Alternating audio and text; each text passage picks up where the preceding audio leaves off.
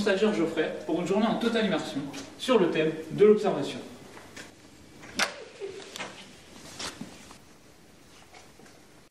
Donc aujourd'hui, mon petit stagiaire, la leçon, ça sera la Bonjour. BCG. Ah bonjour Monsieur Morillon, vous attendez justement. Bonjour, comment allez-vous? Bien et vous? Bah bien, on va commencer? Ça marche, allez c'est parti.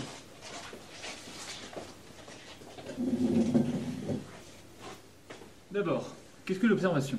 Bon, avant tout, l'observation consiste à enregistrer de manière systématique des schémas comportementaux de personnes, d'objets ou des événements sur un phénomène intéressant. Mon stagiaire, aujourd'hui, quel est le phénomène intéressant qu'on va étudier? La prise de carotte. Bien, alors oui. Donc là, nous allons faire une observation naturelle. C'est-à-dire que nous allons étudier les comportements du répondant dans un magasin de la grande distribution. Nous aurons pu également reconstituer le magasin dans un lieu neutre et faire une observation Artificielle. Bien, continuons. Ici, nous réalisons une observation cachée. L'individu ne doit pas savoir qu'il observait. Je veux donc du naturel. Excusez-moi, j'ai du mal à comprendre. Comment va-t-on savoir qu'il a mangé une carotte? Là est toute l'astuce. Au début, on va filmer le rayon carotte sans que les gens aient mangé de la carotte avant. Puis nous allons agir pour que les clients mangent des carottes. Du coup, Geoffrey, tu vas en distribuer gratuitement à l'entrée du magasin. On va tester si le fait d'avoir mangé une carotte pousse les personnes à acheter des carottes. On sera donc ici des observateurs actifs, car on inclut le fait de manger une carotte dans le processus d'achat. Il est pas bête mon patron, hein. Nous allons retrouver le docteur Martin et son stagiaire partis réaliser l'expérience.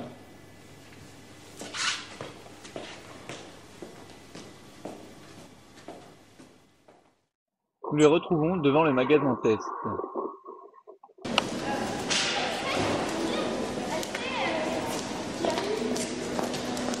Bonjour monsieur, j'ai une carotte. Ah, merci. Merci.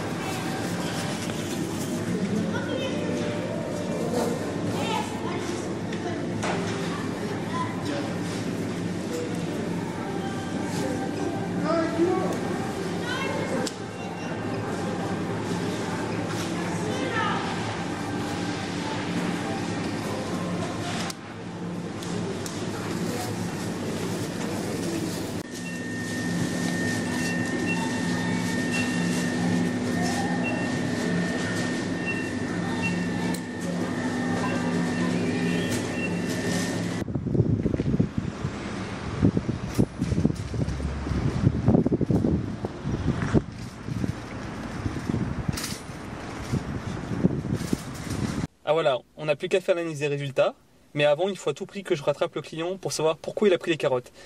Si c'est parce qu'on lui en a proposé, avant, pour voir si ma théorie est vraie. Allez, j'y vais.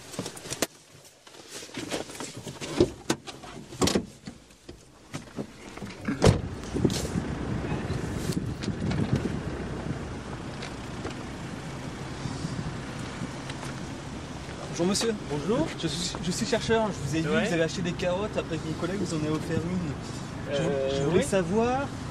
Il y a un Est-ce problème que... avec les carottes peut-être? Non, pas de problème du tout, mais je voulais juste savoir si c'était la cause de votre achat. Est-ce que c'était parce que mon collègue vous avait offert une carotte que vous avez acheté ensuite un lot de carottes? Ah, pas du tout, c'est pour mon petit lapin. Elle s'appelle Bella et puis j'ai acheté des petites carottes parce que elle en mange, c'était dans ma liste. Mais oui, après on m'a donné la carotte parce que j'avais faim, mais c'est pas à cause de ça que j'ai acheté des carottes, non? Ah d'accord, bah tant pis. Hein. Je voulais voir si ma théorie se confirmait, mais apparemment non. Ah, ben désolé monsieur. Hein. Désolé, hein. Bonne journée. Bonne journée.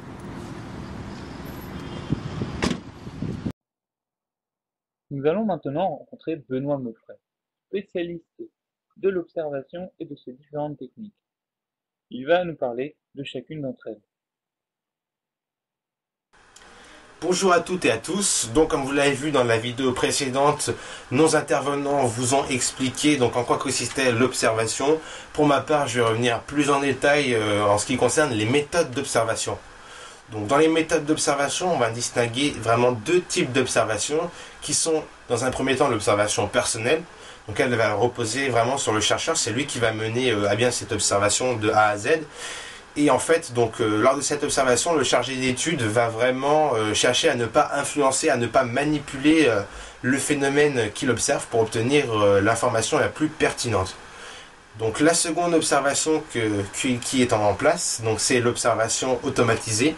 Donc là où ça va passer par le biais de mécanismes, de technologies, donc avec l'exemple du eye tracking. Donc là vous envoyez un exemple de résultat de eye tracking sur l'écran. Donc vraiment cette méthode automatisée en fait, elle va permettre dans un premier temps déjà de collecter des informations via le biais justement du mécanisme utilisé et de faire déjà une première analyse. Donc la première analyse c'était dans le cadre du eye tracking, vraiment là où les yeux du consommateur se ciblent. Donc concernant maintenant une autre part des méthodes d'observation, on a l'analyse du contenu. Donc l'analyse du contenu, lui, il va vraiment servir à analyser et à recenser les différents éléments d'une situation analysée pour vraiment pouvoir les interpréter. Donc c'est-à-dire que ça va vraiment pouvoir permettre de passer de la gestion à la valorisation du contenu. Donc l'analyse du contenu, vraiment, il se divise en 4 étapes bien distinctes. On a tout d'abord la constitution, donc là ça va être vraiment la collecte d'informations, la collecte de données. On a par la suite donc la lecture, donc qui va être la lecture de ces données. Ensuite on va faire place à une phase de classification. Donc cette classification elle va permettre par la suite de pouvoir retravailler plus facilement les données. Et enfin on a une méthode donc connexe qui est donc l'interprétation. Donc là en fait c'est connexe à la lecture et à la classification puisqu'elle va déjà commencer dès la lecture l'interprétation et elle va se poursuivre donc jusqu'à la fin, jusqu'à l'interprétation finale. Donc maintenant concernant l'analyse de contenu, donc elle peut être appliquée à des textes.